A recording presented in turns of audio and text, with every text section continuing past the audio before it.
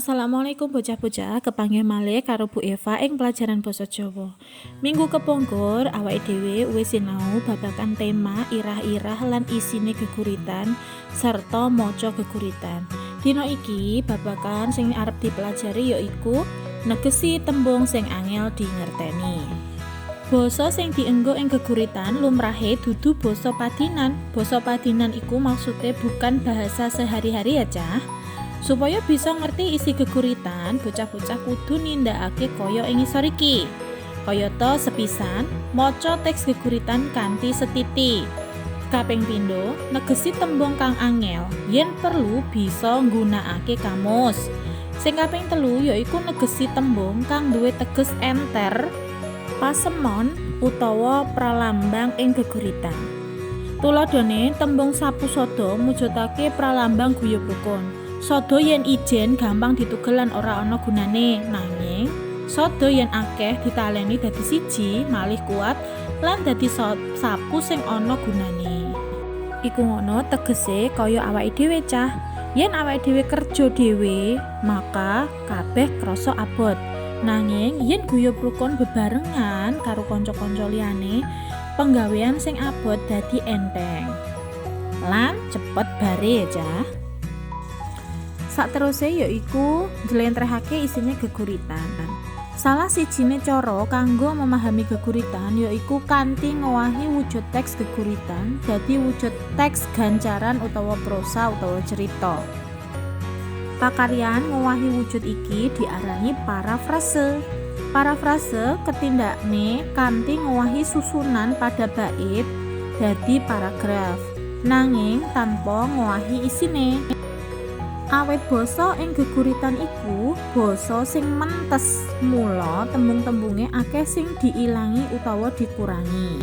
Ukara ing basa padinan umume jangkep tetembungane. Mula nalika nggawe parafrase, para siswa bisa nambah tembung ing geguritan supaya dadi ukara sing sampurna lan gampang dingerteni. Minangka sarana gladhen njlentrehake isine geguritan, tindakno ayahan iki lumantar diskusi kelompok. Nanging kowe kabeh gak perlu diskusi kelompok, cukup diperhatekno apa sing bakal Bu Eva jelasne ya.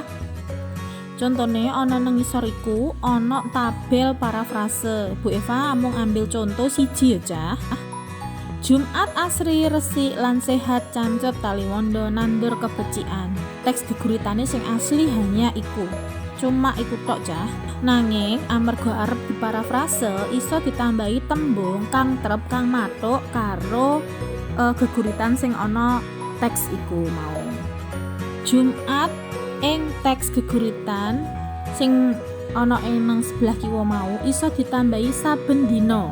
Dadi malih saben dina Jumat. Asri nang sebelah kiwa iso ditambahi supaya sekolahan dadi asri. Resik lan sehat iso ditambahi sekolahanku resik lan sehat ngono ya, Cah, tapi gak perlu, ora diparingi ora apa-apa. Para siswa cancet taliwondo padha tumandang nyambut gawe. Kuwi parafrasene saka cancet taliwondo sebelah kiwa mau. Terus nandur kebecikan kuwi iso ditambahi kabeh nandur kebecikan tumindak becik marang lingkungan. Ngono ya, Cah. Dadi puisi sing saiduk iku mau iso dadi akeh merga ditambahi karo tembung-tembung sing iso ndukung lan trep utawa pas.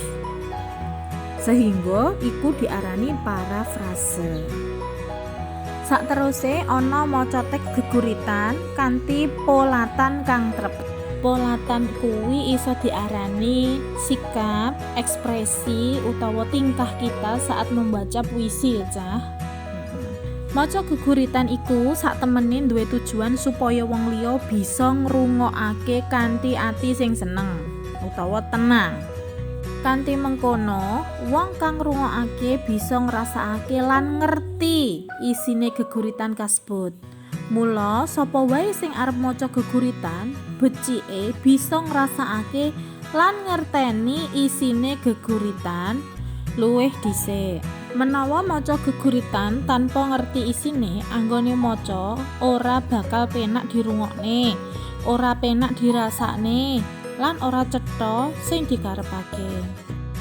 Wong maca geguritan iku sing paling apik ya iku kanthi solah bawa lan pratape dhewe-dhewe. Ora niru solah bawa lan pratape wong liya. Awit yen maca kanthi tiru-tiru wong liya bisa katon kaku lan ora wajar. Maksudnya, saat membaca puisi atau geguritan, orang itu lebih baik bertingkah atau mimik geraknya harus sesuai dengan puisi yang dibawakan. Tidak boleh mencontoh gerak orang lain, nanti akan terlihat kaku dan seperti dibuat-buat. Gitu ya, Cah.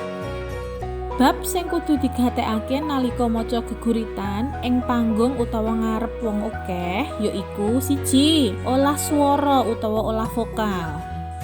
Kedaling lesan, banter lirihe swara, endheg dhuwuring swara, mengka mingkeme lambe, tata pangaturing napas lan pamedhoting ukara kudu trep. Dadi yen kowe maca puisi, Cah, vokal to swaramu kudu pas karo puisine. Ya. Kaping pindho yaiku patrap.